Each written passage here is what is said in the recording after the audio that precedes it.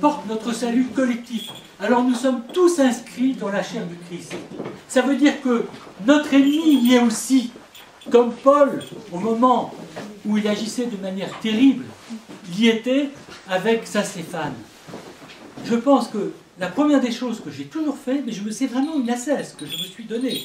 C'est le pardon, la chose la plus difficile. Mais je sais que si je ne pardonne pas, je ne suis pas sauvé.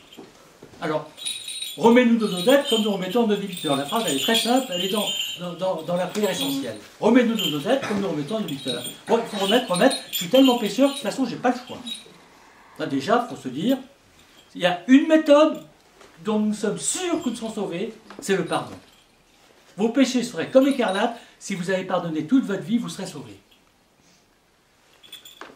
Eh bien, pensez que l'autre, celui qui vous fait du mal, le Christ est mort pour lui comme il est mort pour vous.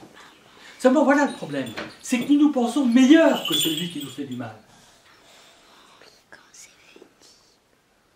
Nous disons, moi je ne lui fais pas de mal, moi je suis gentil. Lui, c'est un horrible ou une horrible méchant.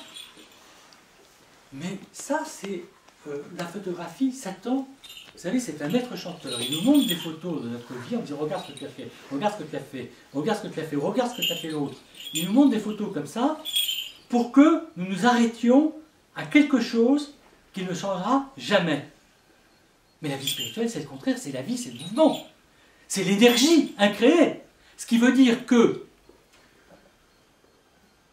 nous ne pouvons pas prendre quelqu'un comme quelqu'un qui finit dans l'acte qu'il vient de faire. C'est absurde. Ou même l'acte suivant qu'il a commencé à faire, qui est aussi pourri que le précédent. Mais non, ce n'est pas ça la vie.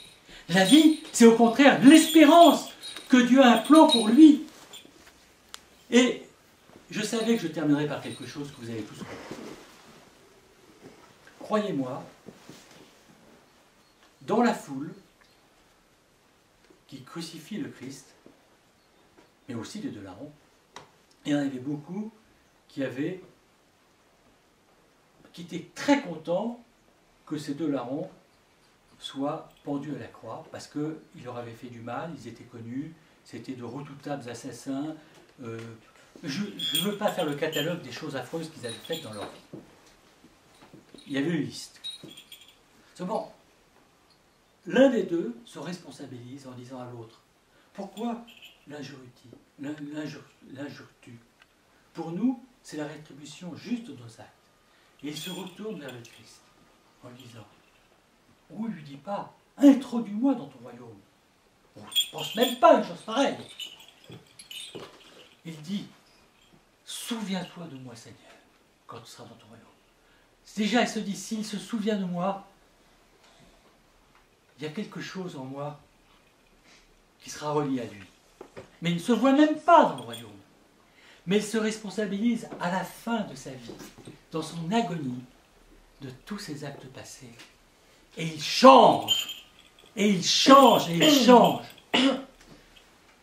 Sommes-nous Dieu pour savoir qu'à ce dernier instant, cette personne qui avait montré aucun repentir jusque-là ne changera pas?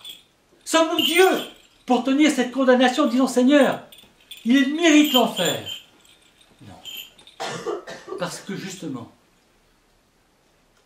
au seuil de la mort, Dieu donne encore un espace, un temps qui est celui du repentir et qui permet à l'âme d'être rachetée et lavée. Les pères de l'Église disent qu'avant les prophètes, avant les saints de l'Ancien Testament, etc., avant même Jean-Baptiste, c'est un larron qui rentre en premier avec le Christ dans le royaume des cieux. Soyons ce larron.